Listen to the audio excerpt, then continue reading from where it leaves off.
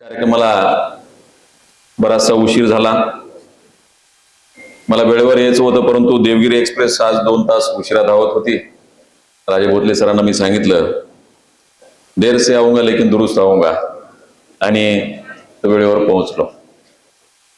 कार्यक्रमाला उपस्थित होऊन मार्गस्थ झालेले माझे मित्र डॉक्टर अशोकजी थोरात सर, या कार्यक्रमाला आवर्जून मुंबईहून उपस्थित असलेले टाटा मेमोरियल हॉस्पिटलचे प्रतिनिधित्व करणाऱ्या डॉक्टर शर्वरी मॅडम, डॉक्टर आकाशदीप, डॉक्टर युक्ता मॅडम, आणि मी खास करून कौतुक त्या व्यक्तीचं करेल, wears conducted so many HPV vaccination camp in Solapur district, doctor Nandkumar Pansare. म्हणजे आपली माणसं आपल्या भोवती असतात, तर त्यांचं मोठेपण आपल्याला माहीत नसतं. पण हा फार मोठा माणूस आहे की आज तो इथं उपस्थित राहून आपल्याला संबोधित करतोय, एक मोठा ऍक्सेस देतोय.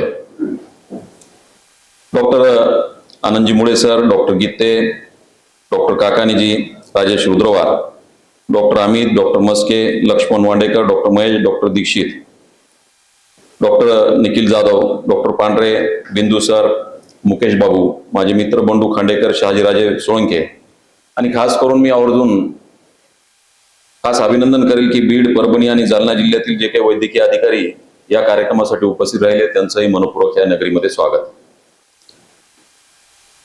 मला डॉक्टर राजे भोसलेंचं कौतुक यासाठी करावंसं वाटतं की त्यांनी मला इन्स्पायर केलं का स्वतःला मला माहित नाही. त्यांनी सांगितलं की मी सर मुंबईमध्ये तुमचं नाव वापरतो.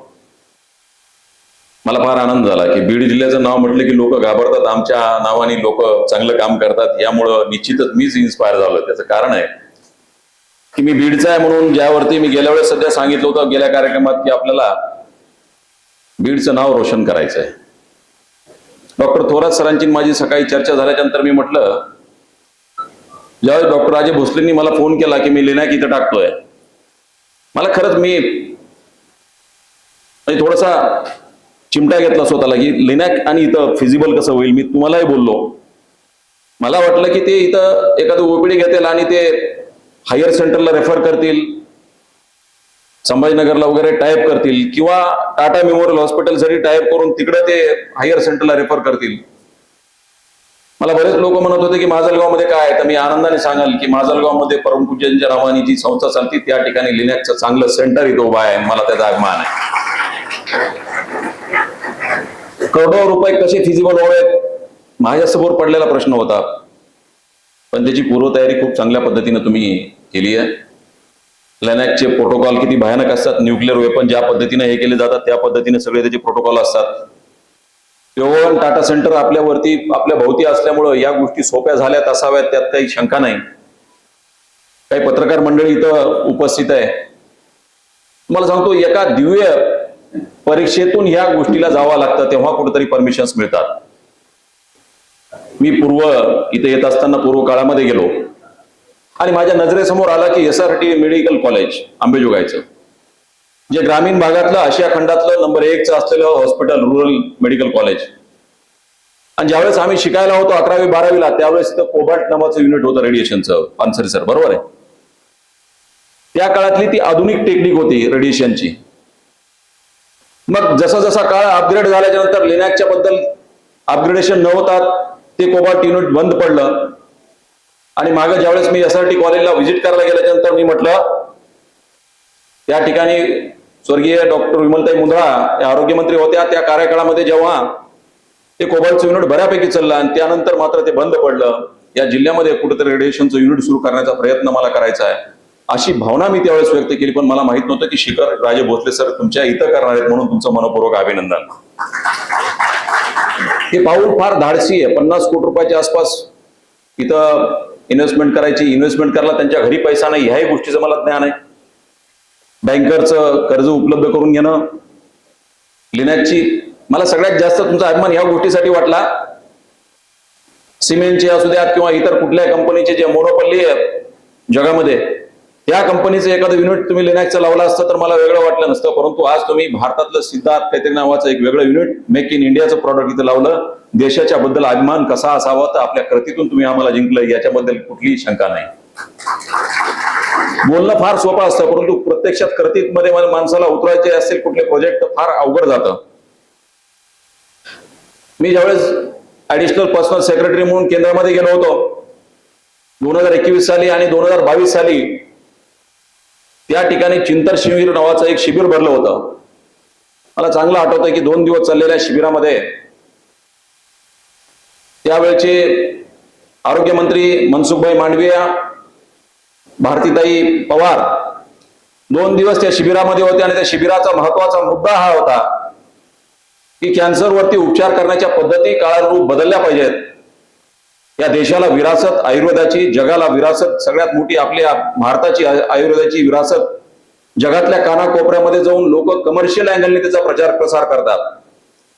परंतु दुर्दैवाने ज्याची उपजत आणि इथलं अनेक विद्यापीठ, नालंदा असू द्यात नाही तर तक्षशिला असू द्यात, ज्या विद्यापीठाच्या माध्यमातून एका वेळेस परदेशातले 10-10 हजार मुलं तत्कालीन परिस्थितीमध्ये जपान असू द्यात, चायना असू द्यात, ग्रीक असू द्यात, रोमन असू द्यात, या ठिकाणची मुलं आयुर्वेदाचं शिक्षण घेण्यासाठी, सुश्रुत संहिता शिकण्यासाठी या देशामध्ये शिकायला येत असत.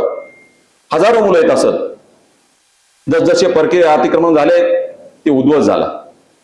परंतु इतिहास साक्षीला आहे आयुर्वेदाची सगळ्यात मोठी विरासत ह्या भारतामध्ये, आणि सुदैवाने प्रधानमंत्री मोदीजी आल्याच्या नंतर आयुर्वेदाची जास्तीत जास्त कॉन्सन्ट्रेट करण्याचा प्रयत्न त्यांनी केला. हे करण्याच्या नंतर 2022 मध्ये त्याच्या पूर्वीच आयुष मंत्रालयाची स्थापना केली.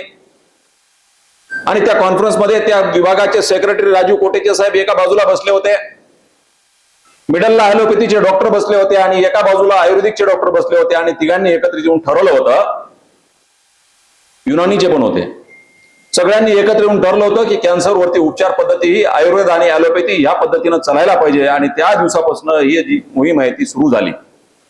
त्या मोहिमेचं रूपांतर फक्त तिथंच थांबलं नाही.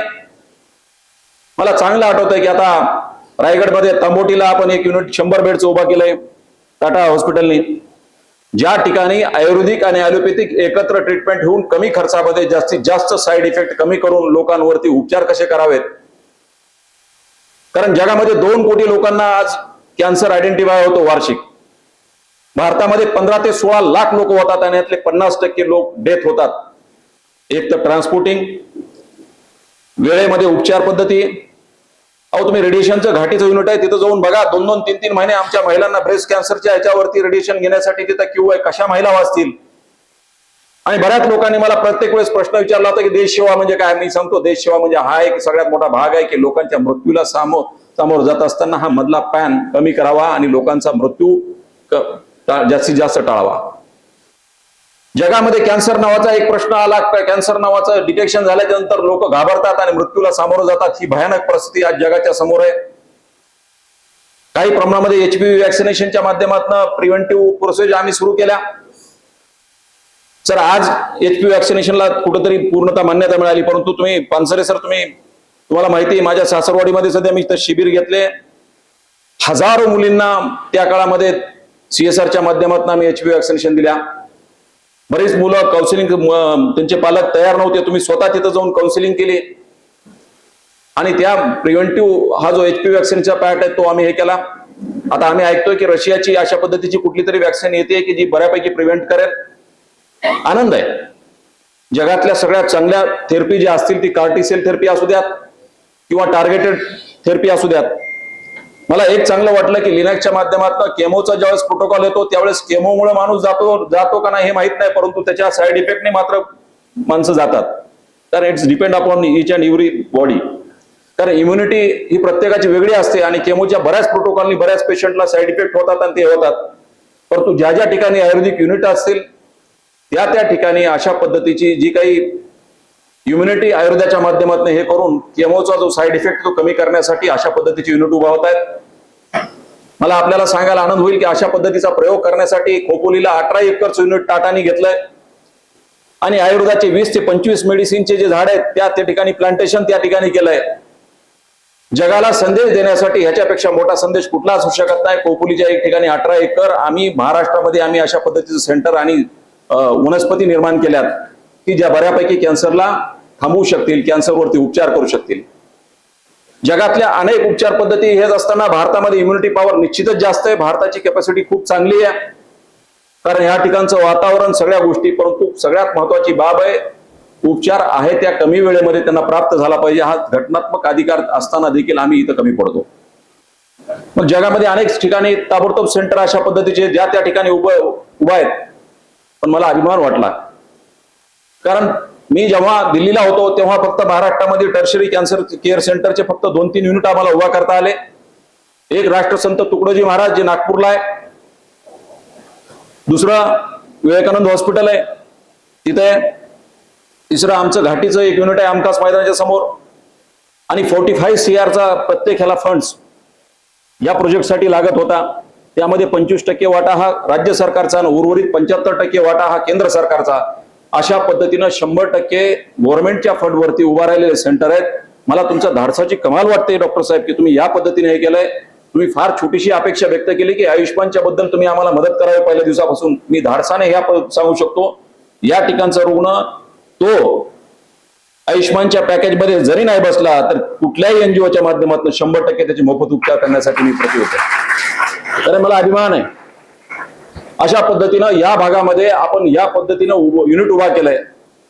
गुरुच्या नावावरती एखादा युनिट सुरू करून त्या माध्यमातून फक्त लोकांची सेवा न करता इतर अनेक उद्योग चालतात हे मला माहित होतं. परंतु प्रामाणिकपणे आपल्या गुरुवरती श्रद्धा ठेवून, गुरु माऊलींच्या वरती श्रद्धा ठेवून अशा पद्धतीचं युनिट आमच्या माजलगाव सारख्या ठिकाणी हे करणं म्हणजे आमच्यासाठी फार मोठी भूषणवह गोष्ट आहे. मला चांगलं आठवते की मुख्यमंत्री वैद्यकीय सहायता कक्षाचा प्रमुख झाल्याच्या नंतर फक्त 25,000 रुपयाची मदत त्या काळामध्ये होती. आणि ऑगस्ट 2015 मध्ये एक पहिला 2 लाख रुपयापर्यंतचा GR निघाला. जो GR 4-5 मेजर आजारावरती होत्या आणि त्यामध्ये कॅन्सरच्या आजारावरती देखील 2 लाखाची तरतूद होती. आणि पहिल्या मीटिंगमध्ये ज्यावेळेस आमची मीटिंग भरली तर एक डॉक्टर आमच्या तज्ञ त्या मीटिंगमध्ये होत्या. नाव घेणं उचित नसतं, परंतु एक बोन मॅरो ट्रान्सप्लांटचा पेशंट CMC वेल्लोरला, त्या काळामध्ये बोन मॅरो ट्रान्सप्लांटचे जास्त युनिट नव्हते डॉक्टर साहेब 2015 मध्ये. आणि त्या मुलाला, कोल्हापूरचा मुलगा होता आणि त्याला तिथं उपचार घ्यायचे होते. खूप ताकदीने विरोध केला त्या डॉक्टरांनी माझ्याला. काय संबंध आहे महाराष्ट्राच्या बाहेर, मला कळत नव्हतं. परंतु मी जेवढं काही प्रयत्न करतो तो पण मी तिथं कमी पडलो. ते म्हणले की महाराष्ट्राच्या बाहेर कुठलं CMC वेल्लोर वगैरे, सुदैवाने ते डॉक्टर MBBS होत्या, परंतु त्यांनी विरोध केला. त्या मीटिंगमध्ये त्यावेळेचे मोहन जाधव नावाचे डेप्युटी डायरेक्टर, नंतर आम्ही त्यांना डायरेक्टर केलं. नंतरच्या मीटिंगमध्ये मी बाहेर, माझ्या डोळ्यात पाणी होतं की एका मुलाला वाचत असताना 2-3 लाख रुपये मी त्याला देऊ शकत नाही BMTचे. त्यांनी सांगितलं इंटेन्शन खूप चांगलं आहे, तू चिंता करू नकोस. दुसऱ्या दिवशी त्यांनी सेंट्रल गव्हर्नमेंटचा एक GR माझ्या हातामध्ये ठेवला आणि सांगितलं की भारतातलं सगळ्यात चांगलं नाही तर आशियामधले सगळ्यात चांगलं बोन मॅरो ट्रान्सप्लांटचं युनिट जे गव्हर्नमेंटच्या नोटिफिकेशन मध्ये, गव्हर्नमेंटच्या GR मध्ये ज्याचं नाव आहे CMC वेल्लोर, आता तू परत त्या पक्षाचा अध्यक्ष, परत मीटिंग घे. आणि आम्ही मीटिंग घेतली आणि बोन मॅरो ट्रान्सप्लांटसाठी कधी नव्हे ते 3 लाख रुपयाचा निर्णय त्यावेळेस घेतला. आज मला सांगायला आनंद वाटतो, आयुष्यमानचा अध्यक्ष झाल्याच्या नंतर सगळ्यात मोठं 1 एप्रिलला माझा GR निघाला 2025ला. आणि 17 एप्रिलला पहिल्यांदा आम्ही कमिटी स्थापित केली की 1356 आजाराच्या ऐवजी जास्तीत जास्त आजार कसे घेता येतील आणि 2013 पासूनचे जे पॅकेजेस आहेत ते कसे रिवाइज करता येतील. आज 95% पॅकेज रिवाइज झालेत, खूप चांगल्या पद्धतीने झालेत. आणि 2399 प्रोसिजर झाल्या, म्हणजे दुप्पट. 1.5 लाखाचं कव्हरेज आम्ही 5 लाखापर्यंत नेलं.